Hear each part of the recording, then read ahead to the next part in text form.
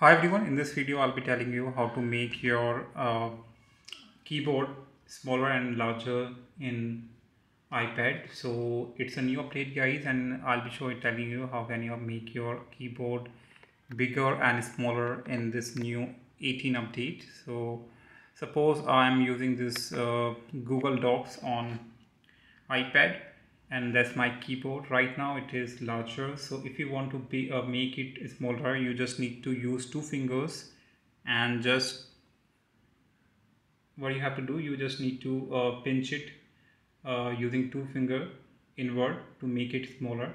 And if you want to make it bigger, you have to pinch it with two fingers again to make it bigger. Fine, so that's how you can make it, and that's how you can convert from smaller to bigger and bigger to smaller. So yeah, that's it guys, that's how you can do it. You just need to use two fingers to make it smaller and larger. And yeah, that's it. Hope you like it. Subscribe for more videos. Till then, bye bye.